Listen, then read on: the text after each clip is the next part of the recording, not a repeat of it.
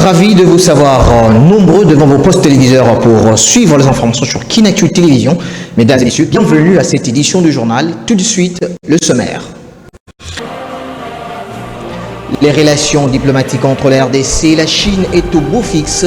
Le président de la République, Félix-Antoine Tshisekedi, avait reçu en audience le ministre chinois des Affaires étrangères Wang Yi. Leurs échanges ont tourné sur plusieurs sujets d'intérêt commun entre les deux pays. En diplomatie, annulation des 28 millions de dollars de la dette congolaise auprès de la République populaire de la Chine jusqu'en 2021. Jusqu'en 2020, allais-je dire. L'annonce a été faite à l'issue d'une rencontre du mercredi 6 janvier dernier au Palais de la Nation entre le président de la République Félix-Antoine Tshisekedi et le conseiller d'État et ministre chinois des Affaires étrangères Wang Yi. Suivez les détails dans ce reportage. L'annulation de la dette chinoise devrait permettre à la République démocratique du Congo de lutter efficacement contre la pandémie de la Covid-19. En plus de cette résolution, la rencontre entre le chef de l'État Félix-Antoine Tshisekedi et le ministre chinois des Affaires étrangères ont passé en revue plusieurs sujets relatifs aux relations sino-congolaises depuis les années 70 jusqu'à ces jours et de chercher voies et moyens, si nécessité, de redynamiser plusieurs axes prêtant à prendre de la presse présidentielle. Il y a à préciser qu'à l'issue de ces tête-à-tête, la commission mixte chinois-RDC devait se réactiver de la première trimestre de l'année en cours à ce qui concerne l'appui chinoise à la République démocratique du Congo. Un soutien de 15 millions de dollars a été apporté par le gouvernement chinois pour le projet de développement. En outre, 2 millions de dollars américains au titre d'appui a été fait pour la présidence de la République démocratique du Congo à l'Union africaine. Une autre annonce faite, cette annulation de la dette congolaise à la Chine d'un montant de 180 millions de yuan d'une valeur équivalente de 28 millions de dollars. Signalons par ailleurs qu'après le chef de l'État Félix-Antoine Tshisekedi, le ministre chinois des Affaires étrangères rencontre son homologue congolais Maritumba Nzinza. En politique, Roger Lumbala, vous le savez peut-être, ancien chef d'un groupe rebelle de la République démocratique du Congo, accusé de complicité de crimes contre l'humanité commis en 2002 et a été mis en examen et incarcéré le samedi 2 janvier dernier à Paris, allais-je dire. Le prix Nobel de la paix congolais, Denis Mukwege, a salué cette interpellation. L'arrestation a été saluée par le mardi 5 janvier par ce dernier. Politique toujours, restons-y. Lambert Mende, l'autorité morale du parti politique de la Convention des Congolais Unis, CCU en sigle, a été reçu le mercredi 6 janvier dernier au Palais de la Nation par le président de la République Félix-Antoine Tshisekedi. Au sorti de cette audience, rien n'a été filtré, mais selon l'hôte du chef de l'État, j'ai été reçu en qualité du PCA de la ligne maritime congolaise. Ils ont également frôlé sur l'union sacrée, d'après certaines sources. Autre registre, l'union sacrée ne doit pas être un partage du pouvoir des politiciens. C'est ce qu'en pense Patrick Mbouingangou, secrétaire général de la nouvelle génération tshisekidiste originale et président de la cellule de l'UDPS. Par ailleurs, il alerte tous les malins qui intègrent l'union sacrée qu'en cas de dérapage, les militants vont devoir agir. Il est au micro de votre rédaction. Est tout à fait normal. Il y a de l'agitation. Il y a ceux qui ont l'état de l'ancien régime qui, en venant, en se précipitant pour adhérer à l'union sacrée, espèrent avoir quelques avantages matériels ou des postes en adhérant à l'union sacrée. Mais je tiens à faire savoir ceci. La vision que le chef a lancée de l'union sacrée, ce n'est pas une histoire pour venir faire un partage des postes et des responsabilités. Le chef a lancé cette vision afin de relever les défis qui sont les nôtres, à savoir la lutte contre la corruption, les renforcements de l'état des droits et de la bonne gouvernance. Donc il y a des valeurs auxquelles nous adhérons en adhérant à l'union sacrée de la nation. Il ne s'agit pas ici de faire pérenniser un système ou des antivaleurs. Le chef a lancé ça, c'est un appel qu'il a lancé à toutes les filles et fils du pays. Et il se peut que certains du FCC, après avoir fait un examen de conscience, ont jugé bon d'adhérer à cette vision. Nous ne pouvons que les féliciter, mais nous savons que renvoyer le naturel, il revient vite au galop. Ce n'est pas du jour au lendemain que certaines tares qu'on a eues pendant autant d'années vont disparaître. À tort ou à raison, je ne sais pas, mais nous les avons à l'œil et nous suivons de près toutes ces grandes figures du FCC qui adhèrent chaque jour. Nous disons ceci, s'ils se permettraient de mettre à mal cette union sacrée, eh bien, ils répondront de leurs actes et ils rencontreront les combattants sur leur chemin. Pascal Niembo, directeur général du Centre d'expertise d'évaluation et de certification des substances minérales précieuses et semi-précieuses, CEEC, en sigle, a été mis aux arrêts par la justice congolaise. Il lui est reproché des malversations financières et tant d'autres sujets. À soutenir le processus récupéré et d'y rester. Il lui a été interdit depuis mardi 15 décembre dernier de quitter le pays. D'après des sources concordantes, le directeur général du CSC serait également accusé de malversation financière, de détournement de fonds et d'usage des faux. Il aurait aussi falsifié des dispositions de l'organisation des CSC dans le journal officiel sans l'autorisation du président de la République Félix-Antoine Tshisekedi. En outre, il est notamment reproché à Pascal Niembo d'employer son neveu pour garder des échantillons de minerais propriété de l'État congolais dans le coffre-fort contrôlé ces derniers. En effet, cette arrestation est intervenue à la suite de la réunion du conseil d'administration convoquée par le ministre de Mines, Willy Kitobo. Notons par ailleurs que cette réunion a noté les ministres dans sa lettre de la convocation de la dite réunion pour faire un état de lieu du service et surtout améliorer les climats du travail du fait que ces derniers temps, beaucoup des rapports qui remontent à son cabinet du ministre des tutelles indiquent qu'il y a manque d'amélioration et que certaines décisions du Conseil ne sont pas appliquées. Depuis plus de 5 ans, l'Est de la République démocratique du Congo est le théâtre du massacre régulier. En l'espace d'une semaine, on a enregistré récemment 39 personnes tuées dans le territoire de Béni, dont 22 dans la nuit du lundi 4 janvier dernier au village Mwenda par le présumé combattant ADF. Petit décryptage chronologique avec Esther Lissongi suivait. En dépit de la présence de la grande offensive lancée par l'armée congolaise et la présence de la MONUSCO à l'est de la République démocratique du Congo, le rebelle ne cesse de multiplier les attaques. 22 personnes ont été tuées dans la nuit du lundi 4 janvier dernier dans le village de Mwenda, secteur Rwenzori au nord Kivu. Un massacre attribué aux groupes armés de forces démocratiques alliées. Selon le chef du village Kimwele Muvunga, ce rebelle aurait profité de l'insuffisance des effectifs militaires qui étaient envoyés pour la délivrance du village Los Los, qui était aussi occupé par le rebelle depuis près de 4 jours.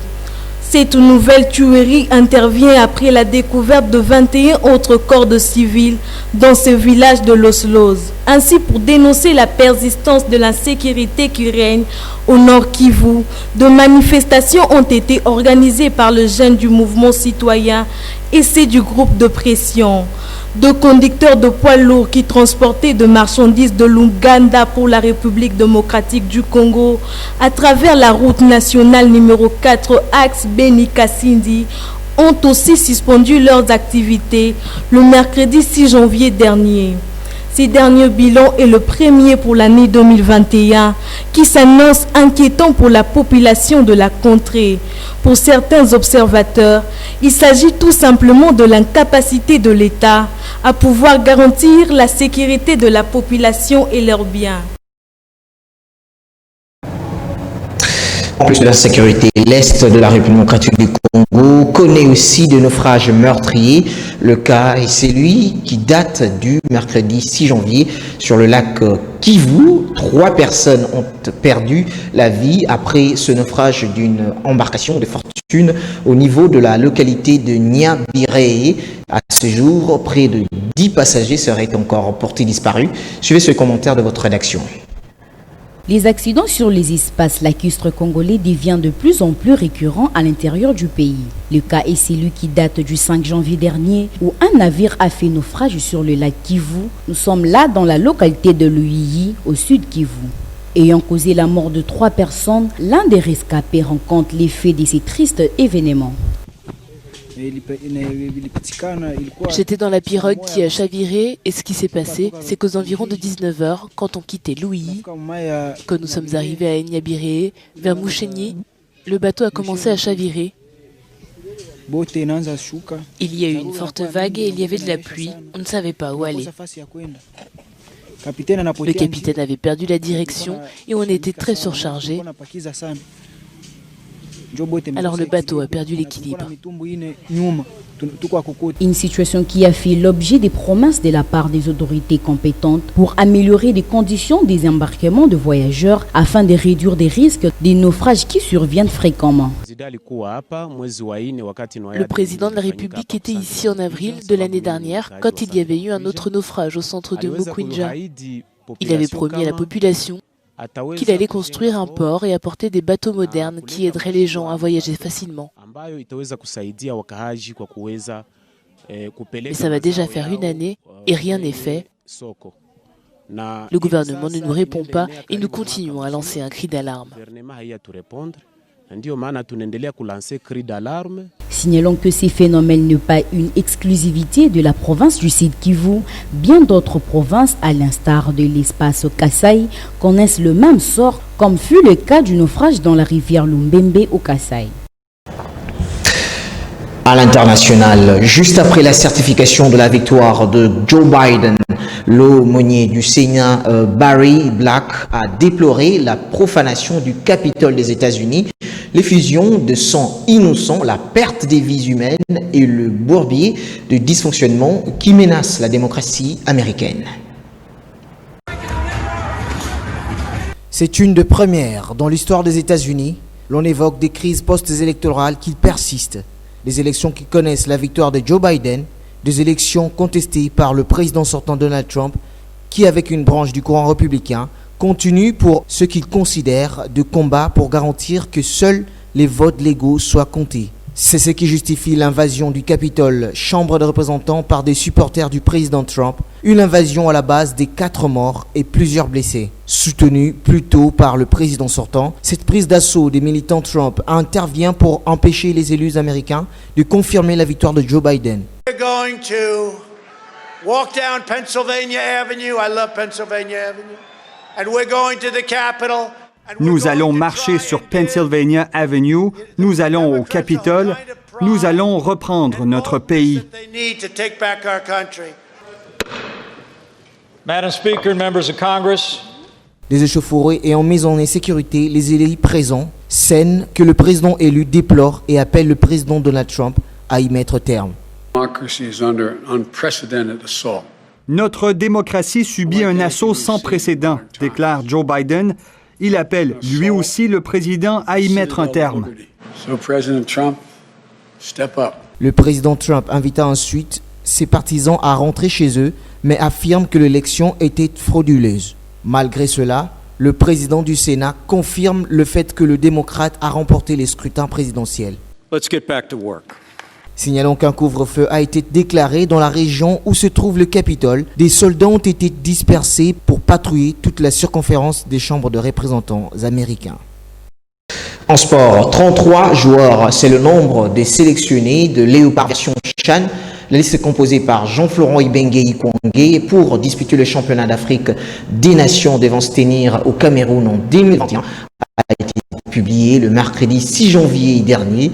Les grands absents constatés à ces sujets étaient repris après réajustement de cette liste. Il s'agit de Dark Kabango et Bikanji Doxa qui ont été récupérés. Patrick Mouyen nous en dit plus. La publication de la liste des 33 joueurs sélectionnés le mercredi 6 janvier dernier par le coach Jean-Florent Ibenge Ikwangé pour disputer le championnat d'Afrique de Nations CHAN Cameroun 2021. Plusieurs Congolais amoureux du ballon rond n'avaient pas tardé de s'enflammer quand ils ont appris que Dark Kabangu et Jikanji Doksa ne faisaient pas partie de cette liste qui a été rendue publique. Réajustant sa liste, Dark Kabangu vient de remplacer Arsène Zola et il sera au Cameroun en CHAN 2021. L'un des attaquants très en vue au niveau de pays avec le Daring Club Motema Pembe, très fort sur le ballon aérien, peut offrir une solution de plus au patron du staff technique. Son capitaine, chez les Immaculés, Doksa Jikanji, est un vieux routier de cette sélection avec laquelle il a gagné l'édition de 2016 au Rwanda.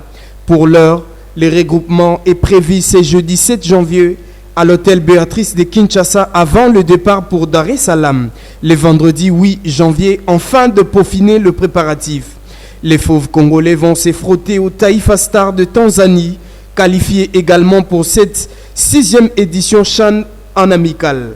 Double vainqueur de l'épreuve, la RDC avait manqué l'édition de 2018 au Maroc suite à l'élimination au dernier tour de ses éliminatoires contre la République du Congo. Signalons par ailleurs que la RDC va démarrer le tournoi au Cameroun. Elle sera opposée au Diable Rouge pour le derby du fleuve Congo. Ce sera le 17 janvier 2021 au stade Japoma de Douala. Le Niger et la Libye sont autres adversaires dans le groupe B de Léopard. Sport toujours. Cette fois-ci, en interclub africain, 3 clubs congolais se sont qualifiés pour les prochains tours de la Ligue des Champions et de la Coupe de la Confédération. Il s'agit de l'association sportive Victoria Club, suivi du tout-puissant Mazambé ainsi que du Daring Club Motema. Notons que ces équipes congolaises ont livré leur match à domicile. Nous sommes arrivés au terme de cette grande édition du journal. Avant de nous quitter, revenons sur le rappel des titres. Les relations diplomatiques entre la RDC et la Chine est au beau fixe. Le président de la République, Félix-Antoine Tshisekedi, avait reçu en audience le ministre chinois des Affaires étrangères Wang Yi. Leurs échanges ont tourné sur plusieurs sujets d'intérêt commun entre les deux pays. Merci de nous faire confiance à travers nos programmes. Les informations continuent son bonhomme de chemin sur les antennes de Kinatu Télévision. La Covid-19 nous inquiète. Restons toujours prudents. Au revoir et je vous dis à la prochaine. Merci.